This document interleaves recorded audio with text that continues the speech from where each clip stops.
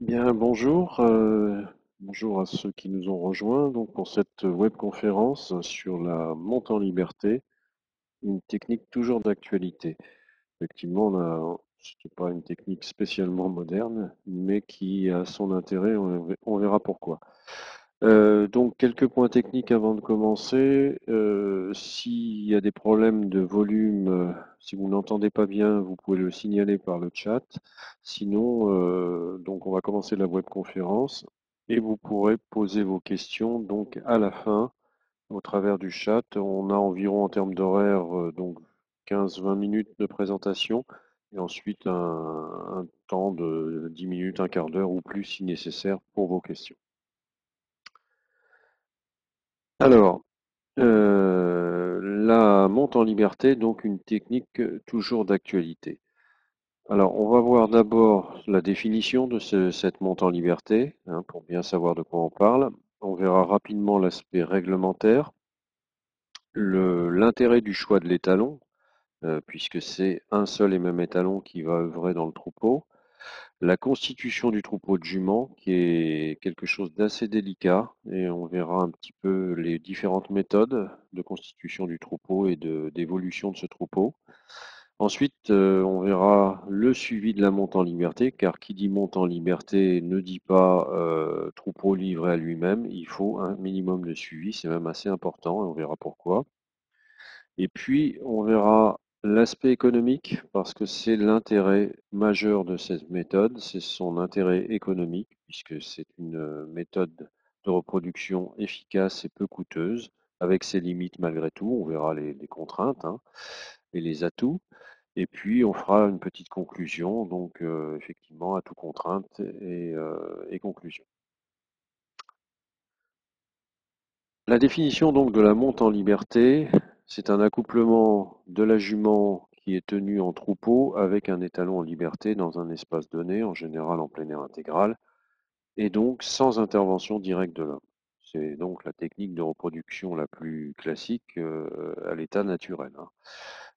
Donc là, on n'a rien inventé. Simplement, qui dit, je le disais tout à l'heure, qui dit monte en liberté ne signifie pas laisser les animaux livrés à eux-mêmes. Cette pratique nécessite quelques contraintes et surtout des qualités d'observation de la part de l'éleveur, des compétences particulières donc en termes de conduite de troupeau, parce que c'est pas simple effectivement d'introduire dans ce troupeau de nouvelles juments ou d'en retirer, et une gestion aussi des pâtures correspondante à cette technique.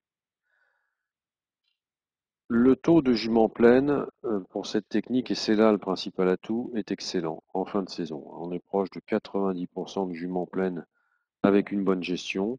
Et c'est malgré tout variable selon le nombre de juments et leur statut, hein. Il est clair que si on a un nombre de juments trop important et des juments qui arrivent en chaleur tout en même temps, on aura de moins bons résultats et, que si on a un étalement de ces juments dans le troupeau.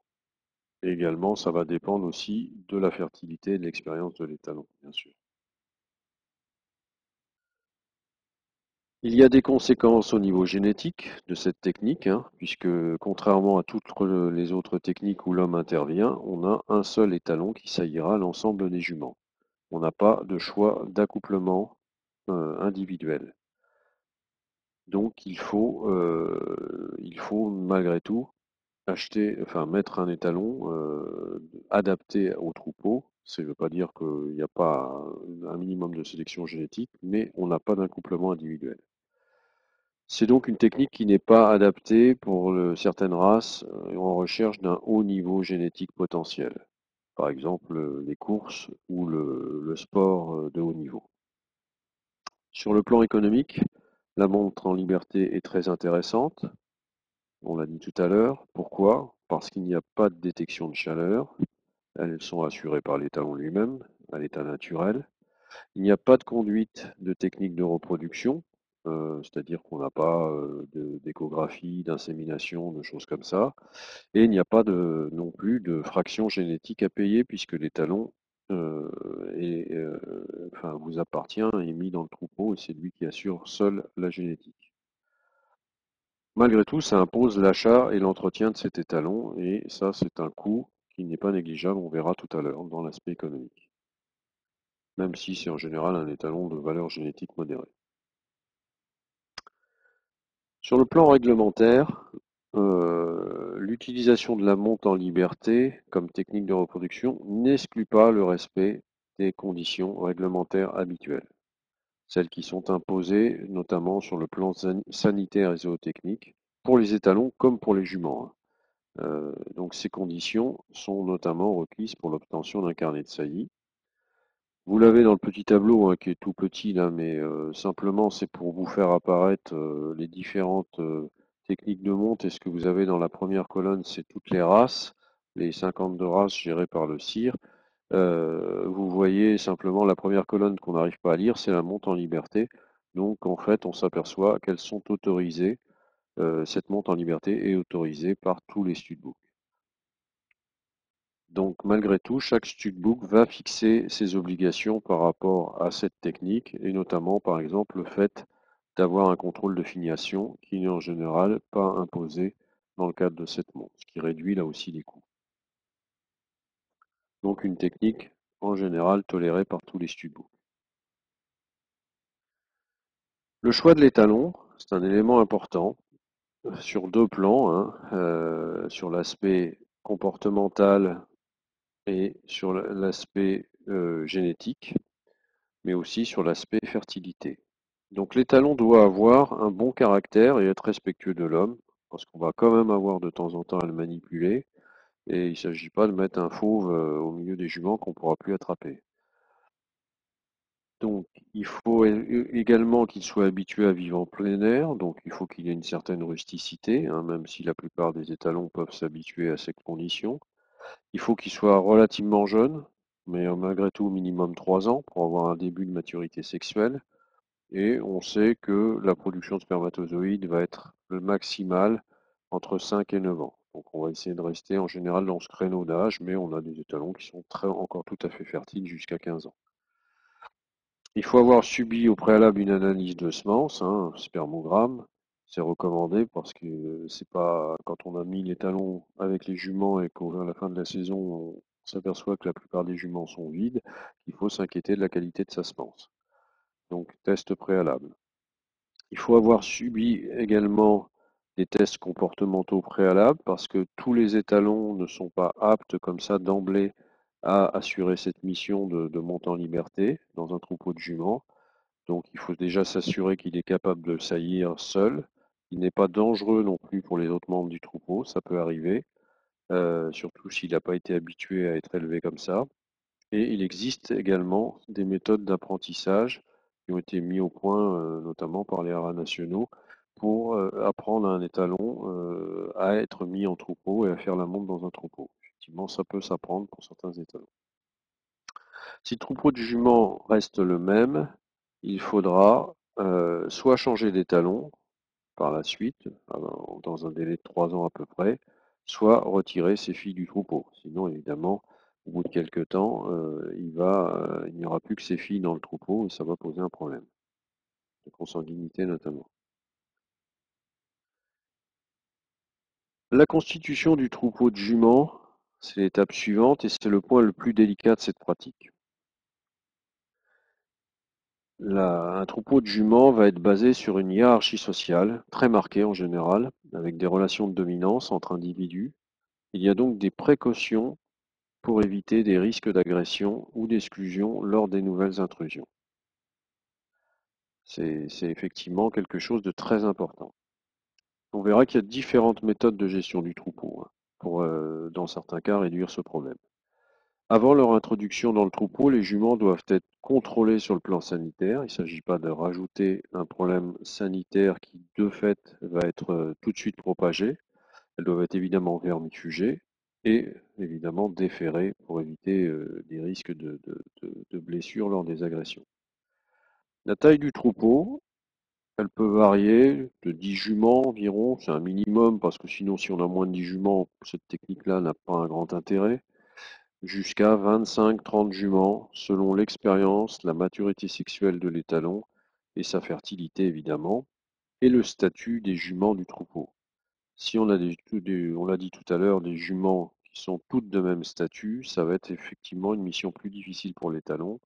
Si on a quelques juments pleines et quelques juments vides, ou des médènes, ce sont des juments qui n'ont jamais fait la reproduction, ça va, ça va permettre d'étaler un petit peu les juments qui vont être à saillir. Et puis on peut aussi étaler les dates de poulinage, si possible, c'est pas toujours faisable, pour justement là aussi rendre la tâche plus facile pour les talons. La constitution du troupeau de juments, elle peut se faire selon deux types de gestion principales. On a le troupeau fermé, c'est un troupeau de juments qui est constitué avant l'introduction de l'étalon et qui restera le même. On a une hiérarchie qui s'est installée, elle est stable, il n'y a pas d'introduction de nouvelles juments, c'est un mode de gestion assez simple, hein, c'est le plus simple, il y a peu de manipulation et peu de risques. Donc ça, c'est quand même la technique la plus confortable. Le troupeau ouvert, alors lui, c'est assez différent. On va avoir un étalon qui est introduit dans un troupeau de 3 à 4 juments minimum, et les autres juments vont ensuite être intégrés au fur et à mesure de leur venue en chaleur dans le troupeau. Et on peut effectivement aussi sortir ensuite les juments qui sont pleines. Donc c'est un troupeau là qui est variable. Et ça nécessite une gestion particulière et des précautions essentielles. Parce qu'on va introduire donc de préférence des juments par deux ou par trois. Une jument seule introduite dans un troupeau relativement important va être en général agressée et mise à l'écart. Il ne faut pas qu'il y ait plus d'une introduction nouvelle par semaine, parce que sinon ça va être le bazar. Hein, il faut quand même rechercher un minimum de stabilité. Et de façon générale, éviter d'agir seul lors des entrées et sorties de juments. Hein, on va en général être à deux, et notamment quelqu'un qui peut tenir les talons au moment de l'introduction des nouvelles juments, le temps que ça se stabilise et voir un petit peu comment tout ça va se comporter avant de relâcher les talons. Et on peut retirer les juments seulement, mais seulement après avoir vérifié qu'elles sont bien pleines. On verra comment on peut essayer de s'en assurer, notamment avec le tablier marqueur. Mais on peut aussi les échographier avant de les retirer définitivement. Alors ensuite, on va suivre ce troupeau, hein. J'ai dit tout à l'heure qu'on ne laisse pas ce troupeau à l'abandon en disant je le reverrai à la fin de la saison, voir si tout va bien. Il va y avoir une surveillance discrète mais quotidienne à assurer, de préférence même matin et soir. L'organisation du troupeau va être basée, on l'a vu, sur des relations sociales entre individus, hein, juments, et entre les talons et ces juments, et il y a aussi des poulains, hein, dans le lot. Donc il ne faut pas qu'il y ait d'agression pour ces poulains. Ces relations de hiérarchie doivent être repérées par l'éleveur afin d'identifier les risques. On sait qu'il y a des juments dominantes et on va faire attention aussi au moment des introductions. L'étalon peut être le leader, hein, du groupe, le dominant, mais parfois c'est un rôle qui est tenu, enfin même assez souvent, par une jument plutôt âgée qui, elle, va initier les déplacements, les périodes d'alimentation et de repos du groupe. Hein, ça, c'est assez fréquent en termes de comportement dans un groupe, dans un troupeau comme celui-là. On peut observer certains types de comportements, hein, qu'on a l'habitude de repérer quand on a un petit peu d'expérience. Par exemple, on peut citer le herding. C'est un étalon qui va rassembler son troupeau, l'encolure basse, les naseaux près du sol, hein, comme vous voyez sur la photo. C'est assez caractéristique. Vous avez aussi le flemen, là, cette mimique qu'on observe assez souvent de retroussement de la lèvre supérieure, tête tendue vers le haut. Ça, c'est la découverte d'une odeur par les talons. Ça peut être une jument en chaleur, ça peut être différentes choses. D'ailleurs, vous voyez sur la photo aussi que le talon est équipé d'un harnais marqueur. On va voir tout de suite à quoi ça sert. Donc, dans le suivi du troupeau de juments, il y a la détection de la date de gestation. C'est quand même relativement important de pouvoir tenir un planning de monte pour ensuite déjà repérer les juments qui sont pleines et repérer aussi les dates potentielles de poulinage. Donc on va utiliser un harnais marqueur. Alors il faut changer de couleur, la couleur du crayon, c'est les talons, hein, qui portent ce harnais marqueur, on l'a vu sur la photo. Il a en dessous un petit socle pour fixer ce qu'on appelle un crayon, en fait, qui est un bloc marqueur, il faut le changer tous les 1 à 2 jours pour changer de la couleur qui nous permet de repérer les dates de chevauchement des juments, puisque sur la croupe, on va retrouver cette couleur. C'est une technique utilisée dans d'autres espèces, hein. On trouve par exemple chez les moutons. Donc ça va nous permettre de connaître la date des chaleurs de chaque jument et de tenir notre planning de monte. Le harnais marqueur s'avère moins indispensable dans le cadre d'un troupeau fermé, là où on n'a pas de nouvelles juments à introduire, de juments à sortir. Là, finalement, on va espérer, enfin, et on va observer que tout se passe bien et espérer qu'à la fin de la saison, toutes les juments seront pleines ou presque. Simplement, on n'aura pas de façon précise les dates de fécondation, donc les dates de poulinage. Et sinon, on peut faire quelques séances d'échographie en cours ou en fin de saison pour un diagnostic de gestation et savoir si les juments sont bien pleines.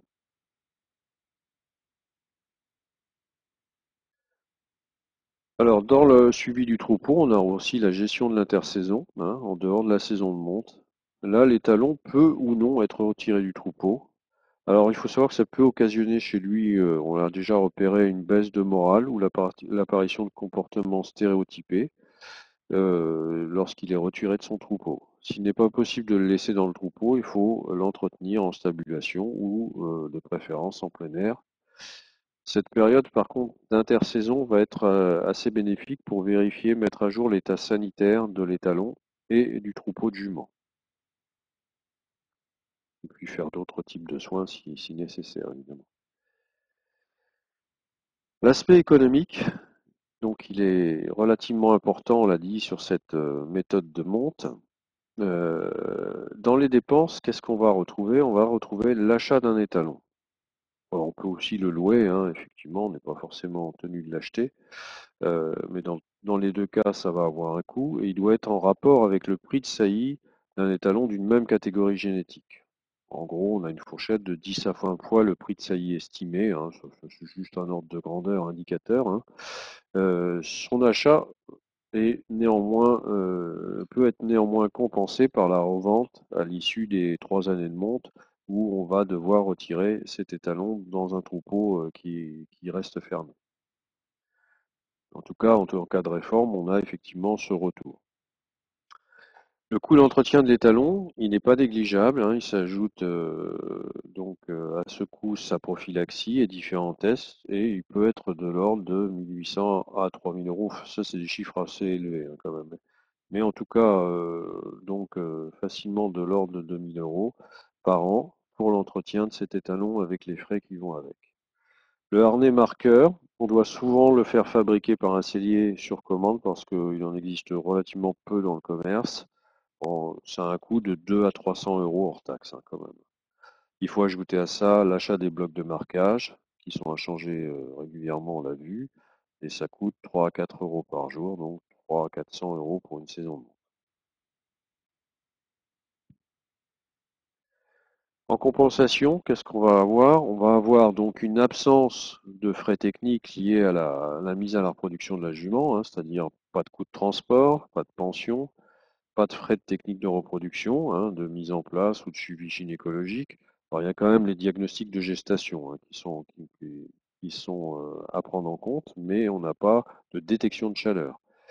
Et il n'y a pas de fraction génétique puisque l'étalon nous appartient. Donc on a une diminution de l'ordre de 4 à 700 euros par jument pour la saison de monte, en hors taxe toujours, hein. On a aussi en bénéfice une augmentation de la fertilité parce que c'est la technique naturelle évidemment la plus fertile, hein. On a facilement 10 à 15 points supplémentaires et on peut avoir un gain sur un troupeau, comme on l'a vu tout à l'heure, de 1 à 3 poulains selon l'importance du troupeau, ce qui fait donc un résultat économique supplémentaire. Alors un petit tableau d'exemple ici, hein, sur l'exemple du coût pour un étalon d'une valeur d'achat de 3000 euros hors taxe, qui a un coût d'entretien de 2000 euros par an. Donc on va avoir sur deux types de troupeaux, un 10 juments ou 20 juments, un gain différentiel. Donc l'achat et l'entretien de l'étalon plus le harnais donc, vont nous coûter 5600 euros. Ça c'est une valeur fixe, hein, quelle que soit l'ampleur du troupeau. Par contre, on va avoir une baisse de frais qu'on a vu tout à l'heure pour les juments de l'ordre de, alors ici j'ai pris une moyenne hein, de l'ordre de 600 euros, donc ce qui fait 6 000 euros pour un troupeau de 10 juments et 12 000 pour un troupeau de 20 juments. Donc ça fait un différentiel dans le premier cas qui est quasiment nul, enfin de nul à 400 euros. Par contre, on va avoir un poulain supplémentaire compte tenu de la fertilité, c'est le gain qu'on va obtenir. Et puis surtout, on le verra dans plus en détail, mais on a moins de main-d'œuvre et de frais de structure qui viennent s'ajouter. Pour un troupeau de 20 juments, on va avoir un gain de l'ordre de 6 400 euros hors taxe, plus 2 à 3 poulains par an produites par le troupeau de juments. Donc, ce qui est quand même, qui commence à être non négligeable. Donc, avec en plus les avantages en termes de main-d'œuvre, de manipulation et de coûts de structure. Donc, c'est une technique, on le voit tout de suite, qui est intéressante en termes de maîtrise de coût. Par contre, il ne faut pas la pratiquer pour des chevaux à haute valeur génétique parce que forcément, on perdra de ce côté-là. Mais pour des chevaux de faible valeur génétique, c'est important et intéressant de réduire les coûts de production. Enfin, c'est intéressant dans tous les cas, mais c'est intéressant en tout cas avec cette technique-là. Donc les atouts. Si on résume tout ce qu'on vient de voir, très bonne fertilité de fin de saison de monte, sous réserve d'un contrôle préalable de la fertilité de l'étalon, je l'ai dit, entre 80 et 90% de juments pleines, une réduction importante des frais de saillie, hein, pas de frais techniques, pas de suivi gynécologique pour la détection des chaleurs, pas de frais de mise en place et pas de coûts de génétique. Économie de main-d'œuvre et de bâtiment, possibilité d'élevage en plein air intégral, peu de manipulation, et donc aussi pas de déplacement ou presque. Donc diminution des coûts et des risques sur cet angle-là. Les contraintes, donc j'ai insisté là-dessus, un progrès génétique limité par l'absence du choix individuel des accouplements et du potentiel de l'étalon qui est souvent moindre. Hein. C'est vrai qu'on ne va pas s'amuser à mettre un étalon de haute valeur dans ce type de gestion de monte. La période de mise en troupeau des juments ou de l'étalon est délicate. Il faut des compétences, là aussi, de la part de l'éleveur. Il y a un risque de propagation et d'infection en cas de problème sanitaire. C'est vrai que là, on est en troupeau, donc ça va beaucoup plus vite. Il y a une nécessité d'une bonne capacité d'observation du troupeau de la part de l'éleveur. Bon, j'ai envie de dire que c'est un peu une remarque générale en élevage, mais là en particulier. Ça nécessite la plupart du temps l'utilisation d'un harnais marqueur pour estimer les dates prévisionnelles de poulinage euh, et aussi pour essayer de repérer les juments qui sont susceptibles d'être pleines. Pardon. Et ça nécessite des parcelles aux dimensions adaptées à la taille et à l'importance du troupeau. En conclusion, donc la monte en liberté est réservée à une catégorie de chevaux ayant une faible valeur marchande, faible à moyenne, on va dire, hein. Elle garantit un maximum de production à un coût réduit, donc ça c'est vraiment intéressant dans certains segments de production. Elle nécessite un bon choix de l'étalon avec une bonne capacité aussi d'observation du troupeau, des précautions lors de la mise en troupeau des juments ou de l'étalon et des parcelles aux dimensions adaptées. Et alors, ce qu'on ne sait pas toujours, c'est que ce mode de reproduction, hein, qui peut constituer une alternative plus économique que d'autres techniques, notamment celle qui impose l'insémination, elle est largement pratiquée dans certaines zones géographiques en France, notamment en Languedoc-Roussillon, en Aquitaine, en Midi-Pyrénées, en Provence-Alpes-Côte d'Azur et en Auvergne, hein, souvent des régions montagneuses d'ailleurs, mais pas seulement. Et pour certains types d'élevage, on va la trouver fréquemment dans l'élevage de trait, dans les chevaux de loisirs ou les poneys, ce qui est assez logique par rapport à l'incidence génétique. Et donc, en termes d'importance, elle représente une proportion croissante aujourd'hui des juments saillies en France, hein. Donc, c'est pas une technique en régression, bien au contraire. Et ça représentait en 2014 27% des déclarations de premier saut, soit environ 20 000 déclarations de premier saut, hein. Presque un tiers des déclarations de premier saut en France pour les équidés donc, sont faites en monte en liberté, hein. Donc c'est quand même une monte largement pratiquée et qui reste d'actualité pour des raisons économiques. Alors, je vais prendre vos questions maintenant, heu, au fur et à mesure. Donc, on peut revendre l'étalon s'il est encore en vie et en bonne santé. Oui, évidemment. S'il n'est pas en vie et s'il n'est pas en bonne santé, on va pas le revendre. Bon, malgré tout, si effectivement on a je pense que vous faites allusion au risque encouru par l'étalon. La plupart du temps, lorsque l'étalon a de l'expérience et qu'on prend un minimum de précautions lors des introductions, l'étalon n'a pas de problème particulier. Euh, Vous ne parlez pas du tout des pertes. Tout système d'élevage connaît des pertes. Je ne suis pas d'accord sur le progrès génétique non plus, parce que vous pouvez très bien travailler avec une rotation de juments de grande valeur génétique. Alors, j'ai pas bien compris là ce que vous voulez dire. Il y a deux questions déjà. Donc, tout système d'élevage connaît des pertes, oui. Celui-là pas plus qu'un autre. Donc, je compare ce qui est comparable. Sur le progrès génétique, vous n'êtes pas d'accord parce que on peut introduire des juments de grande valeur génétique. Alors, j'ai dit que j'ai parlé de l'étalon, hein, je vais pas parler des juments. C'est effectivement une technique qui ne permet pas d'utiliser des étalons de haute valeur génétique. Alors, on peut s'amuser à le faire si on le souhaite, hein, mais c'est ça, enfin, ça n'est pas justifié en tout cas par cette technique. C'est parce qu'on n'a pas de raisonnement des accouplements qu'on n'a pas de haute valeur, enfin de gros progrès génétiques, hein, j'ai parlé de ça. Si vous mettez des juments de grande valeur génétique, pour autant, elles seront toutes saillies par le même étalon, et vous n'aurez pas le choix non plus des accouplements. C'est dans ce sens-là qu'on n'a pas un grand progrès génétique, hein. Quels sont les risques en dehors de la non-fertilité de mettre un mâle de 2 ans assez mature avec une seule jument? Je précise qu'ils se connaissent. Alors là, on n'est plus dans la gestion d'un troupeau en monte en liberté, hein. Si effectivement un étalon de 2 ans est mature sexuellement, hein, ça peut se vérifier par un spermogramme préalable. euh, on peut très bien l'utiliser pour une technique de monte en général. Simplement, bon, c'est vrai qu'à 2 ans, les étalons sont rarement matures, hein. Maintenant, si certains étalons sont plus précoces que d'autres, et dans certaines races notamment. Donc, s'il est effectivement mature, on peut l'utiliser à la monte dès 2 ans.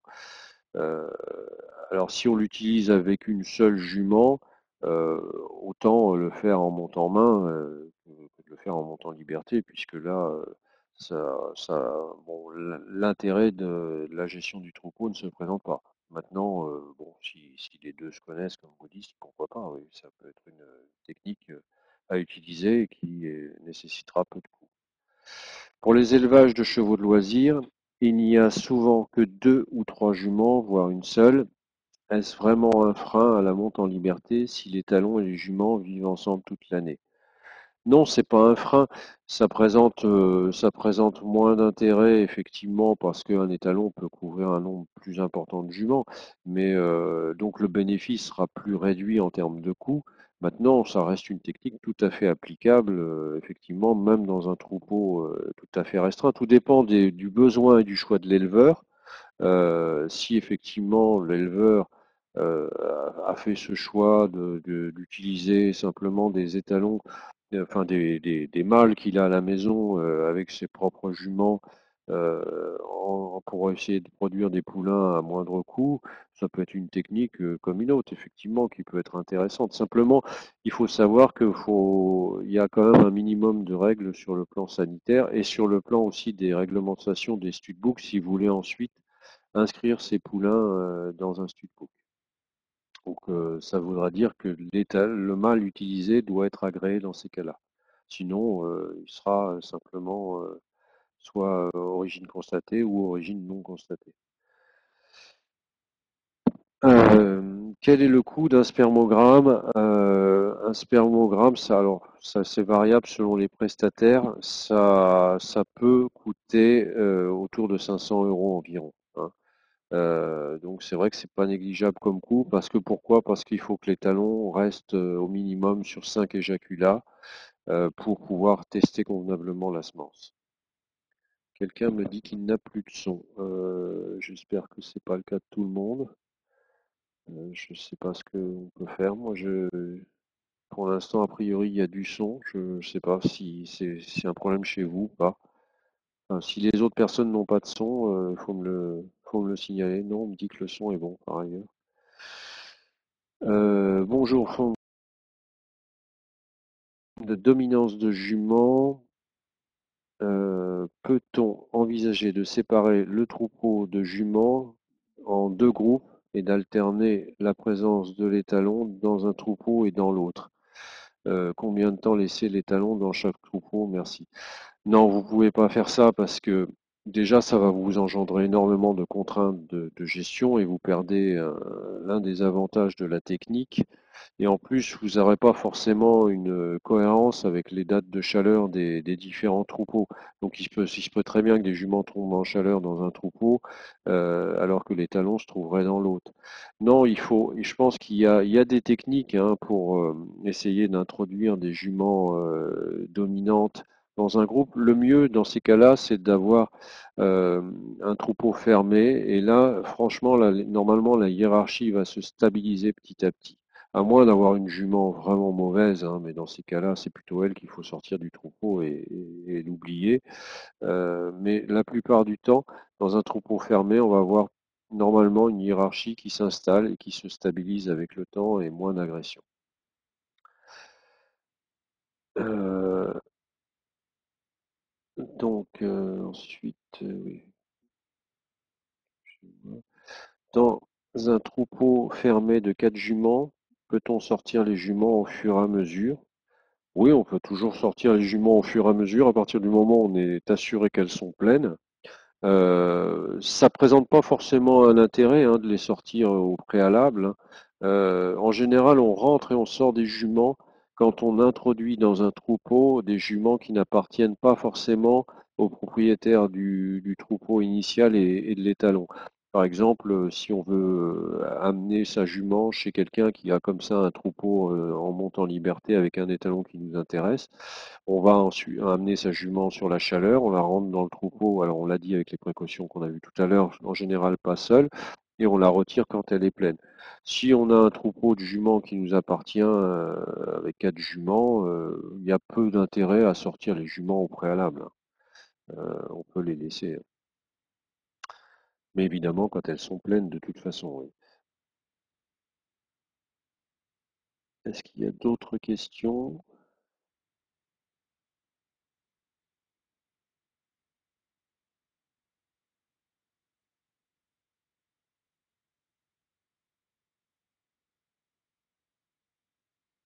Non, a priori non. Bien, bah écoutez, il me reste à vous remercier. Donc, si vous n'avez pas d'autres questions, donc simplement, vous avez la possibilité, je vous le signale, de regarder en différé cette conférence si vous le souhaitez, hein. Donc, vous avez le document qui s'affiche là pour un téléchargement possible, pour revoir des choses qui vous intéressent. Si jamais vous aviez d'autres questions, vous pouvez toujours m'envoyer un mail si nécessaire, hein. Euh, et donc, je vous annonce les prochaines webconférences. Donc, vous aurez jeudi soir une webconférence sur le bien-être faite par Christine Briand sur les stéréotypes des chevaux. Moi-même, je ferai une conférence mardi prochain euh, sur le poulinage partie 2, donc les signes précurseurs, l'induction et le poulinage lui-même. Et le 21 mars, vous aurez une conférence sur l'export, l'aspect sanitaire, donc de l'export de chevaux et de semences fait par Bénédicte Ferry. Voilà. Il me reste à vous signaler qu'il y a donc un document donc, qui va vous être affiché, je crois, qui permet voilà, c'est ça, qui est une enquête, un questionnaire de satisfaction que vous pouvez remplir donc pour préciser donc l'intérêt que vous avez porté à cette conférence et éventuellement à mettre des avis sur les webconférences en général en termes d'horaire, etc., de sujets. Par contre, ce que je vous signale, c'est que vous êtes obligé de le remplir dès maintenant. Sinon, lorsque la conférence sera fermée, vous ne pourrez plus y revenir. Voilà. Voilà. Eh bien, écoutez, je vous remercie et puis donc je vous dis à une prochaine fois pour ceux qui souhaiteront donc suivre d'autres conférences. Merci.